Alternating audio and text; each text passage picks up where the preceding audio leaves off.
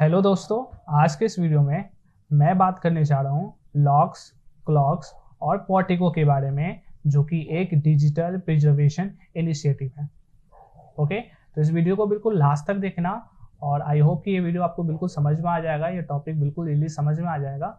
तो चलिए बिना देर के शुरू करते हैं। तो सबसे पहले हम लोग देखते हैं कि आखिर कौन कौन सी चीज़ें हैं इस टॉपिक में आपको जाननी पड़ेंगी। तो सबसे पहले इस वीडियो में मैं आपसे बात करने जाऊंगा डिजिटल प्रिजर्वेशन के बारे में। फिर उसके बाद लॉक्स क्या होता है, लॉक्स क्या होता है उसके बारे में, क्लॉक्स क्या होता है उसके बारे में, एंड देन पोर्टिको के बारे में। फिर हम लोग देखेंगे कि आखिर लॉक्स, क्लॉक्स, जो पोर्टिको, ये तीनों जो डिजिटल प्रिजर्वेशन इनिशिएटिव्स है, इनको जो एक्सेस करने के लिए, एक्सेस जो हम लोग करते हैं, तो एक्सेस करने में आखिर तीनों में क्या क्या डिफरेंसेस है, क्या क्या इनमें सिमिलैरिटीज़ है, डिससिमिलैरिटीज़ है, उनको देखने के लिए हम लोग ये कंपेरिजन देखेंगे। फिर देन देखेंगे लॉक्स, क्लॉक्स और पोर्टिको के एक जनरल कंपेरिजन को हम लोग देखेंगे। ओके, तो सबसे पहले हम लोग देखते हैं कि डिजिटल प्रिजर्वेशन क्या होता है। ठीक है, तो डिजिटल प्रिजर्वेशन का क्या होता है, मतलब डिजिटल प्रिजर्वेशन का मतलब हो गया कि कोई भी इंफॉर्मेशन है अगर वो डिजिटली उपलब्ध आपको हो जाए, जो डिजिटल अवेलेबल इंफॉर्मेशन है, और उस डिजिटल इंफॉर्मेशन, अवेलेबल इंफॉर्मेशन को जब आप प्रिजर्व कर रहे हो, जब आप उसे क्या संरक्षित कर रहे हो, दैट मीन्स वो कहलाएगा डिजिटल प्रिजर्वेशन। ठीक है, तो ये जो डिजिटल फॉर्म की जो बात मैं कर रहा हूँ, तो डिजिटल फॉर्म का मतलब क्या हुआ? तो डिजिटल फॉर्म का मतलब होता है कि वो सारे इंफॉर्मेशन जो प्रिंट अवेलेबल नहीं है, यानी जो नॉन प्रिंट अवेलेबल है, मीन्स कि जो वेब पर अवेलेबल है, गूगल पर अवेलेबल है, उसको ही डिजिटल फॉर्म कहा जाता है। ठीक है, तो डिजिटल फॉर्म का बेसिकली मीनिंग क्या है? जो नॉन प्रिंट मटेरियल्स हैं, जो नॉन प्रिंट इंफॉर्मेशन है, जो वेब पर अवेलेबल है, उस तरह के इंफॉर्मेशन को कहा जाता है डिजिटल फॉर्म कहा जाता है। ओके, और उस डिजिटल फॉर्म को जब हम लोग प्रिजर्व करेंगे, उसको संरक्षित करेंगे, उसे प्रोटेक्ट करेंगे, बचाएंगे, तब उसे कहा जाएगा डिजिटल प्रिजर्वेशन। राइट, अब देखते हैं क्या कि आज का जो ज़माना है, आज का जो एज है, वो आईसीटी का युग है, आईसीटी का एज है, इंफॉर्मेशन कम्युनिकेशन टेक्नोलॉजी का यूज़ है, डिजिटल इंडिया का एज है। तो डिजिटल इंडिया है, तो डिजिटल इंडिया ये नहीं कि अगर किसी के पास स्मार्टफोन आ गया, उसके पास इंटरनेट आ गया, तो एक डिजिटल इंडिया हो गया। तो मैं उसके बारे में नहीं बताने जा रहा हूँ, बात नहीं करने जा रहा हूँ। ओके, तो बाय द वे क्या समझना है कि इंफॉर्मेशन जो है, आज का जो युग है वो आईसीटी का युग है, आईसीटी का ज़माना है। तो जितने भी प्रिंट मटेरियल्स हो रहे हैं, वो सारे प्रिंट मटेरियल क्या हो रहे हैं? नॉन प्रिंट बनते जा रहे हैं, वेब पर अब अवेलेबल होते जा रहे हैं।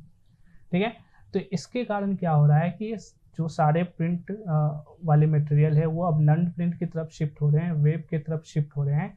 तो जितने भी इंफॉर्मेशन है वो अब सभी को बहुत ही इजीली प्रोवाइड हो रहा है। वो कभी भी, कहीं भी और किसी भी गति से वो इंफॉर्मेशन को प्राप्त कर सकते हैं, एक्वायर कर सकते हैं, गैदर कर सकते हैं। ठीक है, तो any time, anywhere, at any pace से इंफॉर्मेशन को आज के समय में, आज के आईसीटी युग में प्राप्त किया जा सकता है। ठीक है, जैसे मेरी वीडियो आप देख रहे हो, तो मेरी वीडियो भी आपको वेब पर ही, यूट्यूब पर ही दिख रही है। तो ये क्या है? नॉन प्रिंट मटेरियल है, नॉन प्रिंट इंफॉर्मेशन है, जो कि मैं आपको प्रोवाइड कर रहा हूँ। आप इसे कहीं भी देख सकते हो, कभी भी देख सकते हो, 24/7 देख सकते हो, और किसी भी गति से देख सकते हो। अगर आप मेरी वीडियो स्लो करके देखना चाहते हो तो स्लो करके देख सकते हो, फास्ट करके देखना चाहते हो फास्ट करके देख सकते हो। तो ये आपको मिलता है। तो इससे क्या होता है, ये जो इंफॉर्मेशन जो डिजिटली हो रही है, तो इसके कारण क्या हो रहा है कि आज का जो डिजिटल इंफॉर्मेशन, ये बिल्कुल गलत नहीं होगा कहना कि ये जो डिजिटल इंफॉर्मेशन है वो डैमेज होने की कगार पर आते जा रही हैं। ठीक है, यानी काफ़ी बहुत ही ये प्रोन है डैमेज होने के लिए, लॉस होने पर बहुत ही प्रोन है। ठीक है, जैसे मान लो अगर मेरी सारी जो वीडियोज़ हैं, अगर ऐसा हो कि यूट्यूब बंद हो जाए, तो क्या होगा? जितने भी सारे यूट्यूब पर जितने वीडियोस हैं, सारी वो वीडियोस क्या हो जाएंगे? लॉस हो जाएंगी। अगर मान लो गूगल बंद हो जाए, कभी ऐसा हुआ, तो गूगल बंद हो जाए, तो गूगल पर जितनी सारी इंफॉर्मेशन वो सारी खत्म हो जाएंगी।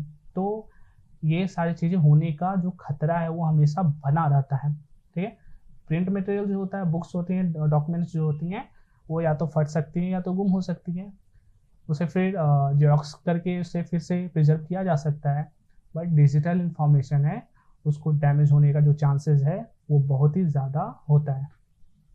तो इसके क्या कारण हो सकते हैं? तो जो पहला जो कारण टेक्नोलॉजिकल ऑब्सोलेंस, यानी टेक्नोलॉजी पुराना हो गया उसके कारण, मीडिया फेलियर हो गया उसके कारण, हार्डवेयर में कोई प्रॉब्लम आ गया, अगर मैं वीडियो रिकॉर्ड कर रहा हूँ, अगर ये वीडियो में मेरा माइक काम ना करे तो मेरी वॉइस रिकॉर्ड नहीं होगी, सॉफ्टवेयर फेल हो गया, मैं अपलोड कर रहा हूँ उसमें किस प्रकार का प्रॉब्लम क्रिएट हो गया, या नेटवर्क चला गया उसमें किसी प्रकार का प्रॉब्लम क्रिएट हुआ, तो वो क्या होगा, वो जो इन्फॉर्मेशन जो मैं आपको दे रहा हूँ वो इन्फॉर्मेशन आपको आपके तक नहीं पहुँच पाएगी, जिसके कारण वो डैमेज हो जाएगा, राइट।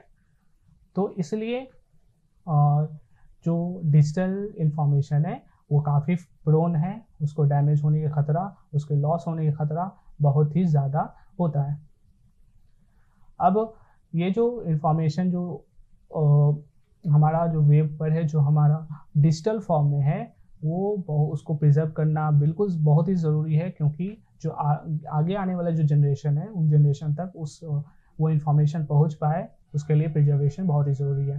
तो मेरी जितनी वीडियोस हैं, आपको जो भी वीडियोस यूट्यूब मेरी सारी वीडियोस देख रही होंगी, वो अगर आप 100 लोगों ने देखा, 200 लोगों ने देखा, 300 लोगों ने देखा, ये धीरे धीरे धीरे धीरे बढ़ते ही जाएंगे, जैसे जैसे लोग जुड़ते जाएंगे वैसे वैसे ये बढ़ते चले जाएंगे, ठीक है। फिर ऐसा दिन आएगा कि 50,000 लाखों लोग इस वीडियो को देख रहे होंगे, तो ये क्या होगा, फ्यूचर में जो जनरेशन आने वाले हैं उनके लिए भी ये सारी चीज़ें प्रिजर्व होती जा रही हैं, ओके।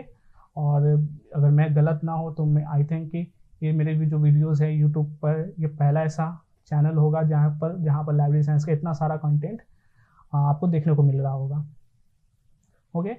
तो अब है कि आगे इसको बचाने के लिए, जो इन्फॉर्मेशन है इसको प्रिजर्व करने के लिए कुछ इनिशिएटिव्स लिए गए हैं। डिजिटल प्रिजर्वेशन के लिए, डिजिटल फॉर्म को बचाने के लिए कुछ इनिशिएटिव्स लिए गए। उस इनिशिएटिव्स में ये 3 मुख्य हैं, लॉक्स, क्लॉक्स और पोर्टिको। और भी बहुत सारे हैं, मैं आने वाले वीडियोस में धीरे धीरे उसका भी डिस्कशन करूँगा, ओके। तो सबसे पहले हम लोग को देखना है यहाँ पर लॉक्स, क्लॉक्स, पोर्टिको, ये 3 मेजर हैं, बहुत ही मुख्य हैं, काफ़ी यूज़ किए जाते हैं। ये डिजिटल प्रिजर्वेशन इनिशिएटिव्स हैं जो कि लॉन्ग टर्म के लिए, लंबे समय तक के लिए डिजिटल फॉर्म को, डिजिटल मीडिया को प्रिजर्व करने के लिए वो क्या किया गया है, इनिशिएट किया गया है, ओके। अब आते हैं लॉक्स के बारे में। लॉक्स क्या होता है? तो लॉक्स यानी आपको यहाँ से एक आइडिया मिल गया कि लॉक्स, क्लॉक्स, पोर्टिको क्या है, एक प्रिजर्वेशन इनिशिएटिव है। और वो प्रिजर्वेशन इनिशिएटिव्स किसके लिए? डिजिटल इंफॉर्मेशन के लिए, ठीक है, डिजिटल फॉर्म के लिए, डिजिटल प्रिंट के लिए, प्रिंट इंफॉर्मेशन के लिए।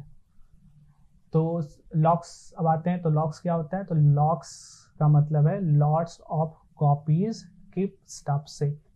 लॉक्स का फुल फॉर्म है lots of copies keep stuff safe, यानी बहुत सारी कॉपीज हैं, उनका जो स्टफ बना हुआ है उसको सेव करना।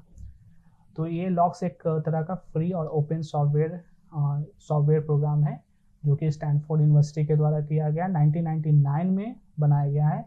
और इसे बनाया है doctor David S H. Rosenthal and Victoria Rich ने बनाया है, ठीक है। तो अब ये जो वर्क करता है, it works on the principle like replication, format migration and repair through a polling mechanism. तो ये कैसे काम करता है लॉक्स? तो लॉक्स काम करता है क्या? रिप्लिकेशन, यानी कोई डॉक्यूमेंट है, कोई आर्टिकल है, उसका रिप्लिकेशन करना, मीन्स उसका कॉपी करना, इन फोटो कॉपी करना, जेरोक्स करना, डुप्लीकेसी जिसे कहते हैं। फिर नेक्स्ट है फॉर्मेट माइग्रेशन, एक फॉर्मेट से दूसरे फॉर्मेट में चेंज कर देना, या रिपेयर थ्रू पोलिंग मैकेनिज्म, किसी प्रकार का जो उसमें खामियां हैं, कमियां हैं, उसको रिपेयर करना। तो इस तरह से वो काम करता है लॉक्स। जो मेन बात है यहाँ की लॉक्स है जो उसे लाइट आर्काइव कहा जाता है। जिसे क्या कहा जाता है? लाइट आर्काइव कहा जाता है। क्यों कहा जाता है? क्योंकि ये अगर it provide access to archive information even in case of temporary loss of access to publisher और पब्लिशर वेबसाइट, यानी जो पब्लिशर होता है, यानी जो इंफॉर्मेशन पब्लिश कर रहा है, या उसका जो वेबसाइट होता है, पब्लिशर का वेबसाइट होता है, अगर किसी भी कारणवश अगर उसका जो वेबसाइट है जो वो इंफॉर्मेशन प्रोवाइड करवा रहा है, वो किसी कारण टेम्परली, किसी कारण वो लॉस हो जाता है, और उस समय किसी को वो इंफॉर्मेशन चाहिए होता है, तो वो उसको लॉक्स के माध्यम से प्रोवाइड कर दिया जाता है, ठीक है। यानी लॉग्स एक तरह से समझ लो क्या है, जिस तरह का हम लोग यूज़ करते हैं, गूगल ड्राइव यूज़ करते हैं, हम लोग हार्ड ड्राइव यूज़ करते हैं कंप्यूटर का, तो उसी तरह का ये काम करता है। यानी ये जो है एक क्या है, क्लाउड बेस्ड सर्विस है, ठीक है, जहाँ पर सारी चीज़ें स्टोर होके रखी जाती है। ये जो लॉक्स प्रोग्राम है, ठीक है, तो ये जो भी टेम्पररी लॉस हो जाता है किसी कारणवश, पब्लिशर वेबसाइट का जो भी इंफॉर्मेशन लॉस हो जाता है, उसको रिकवर करने में, उसको प्रिजर्व करने में लॉक्स मदद करता है for a longer period of time, ठीक है। और ये लॉक्स के ओपन और फ्री सॉफ्टवेयर प्रोग्राम में जो भी ज्वाइन करते हैं, जो भी अलायंस में बनाते हैं, उसे लॉक्स अलायंस कहा जाता है। ओके, तो आई थिंक ये आपको लॉक्स समझ में आ गया कि लॉक्स क्या है। एक लाइट आर्काइव है जो कि पब्लिशर के इंफॉर्मेशन लॉस होने पर, टेम्पररी लॉस होने पर वो उसको प्रोवाइड करवाता है इंफॉर्मेशन को। अब आते हैं क्लॉक्स। तो क्लॉक्स क्या है? तो क्लॉक्स है controlled lots of copies keep stuff safe.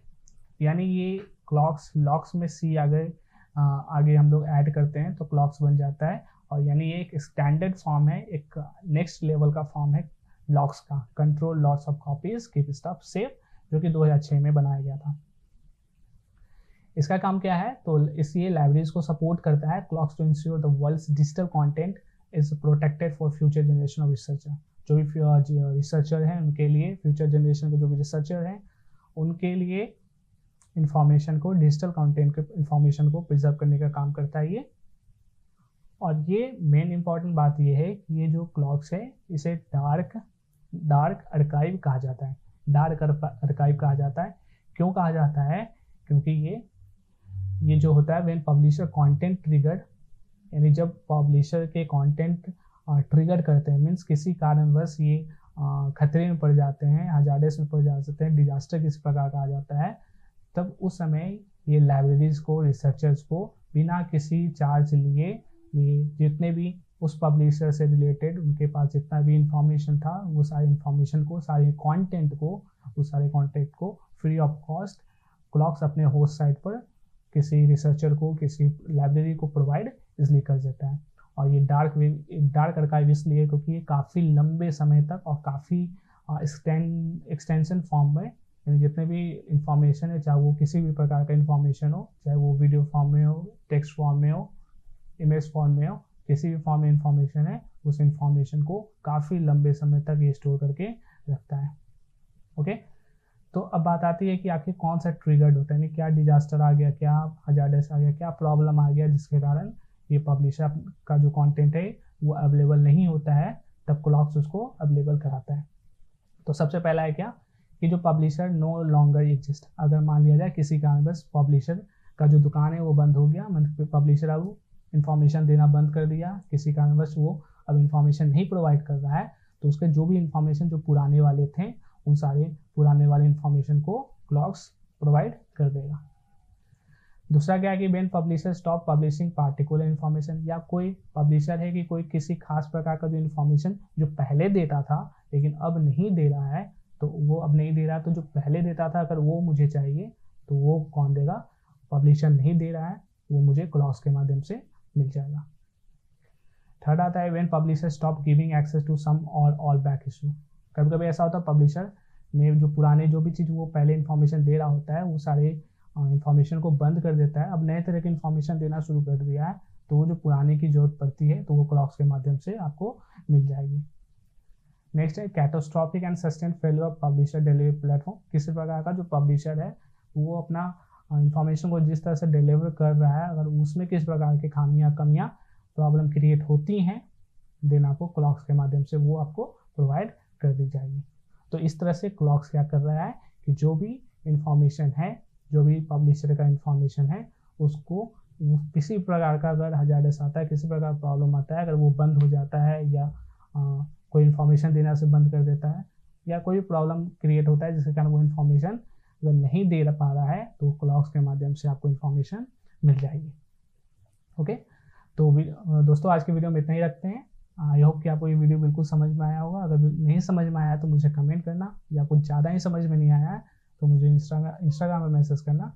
Okay, then signing out, see you soon in the next video.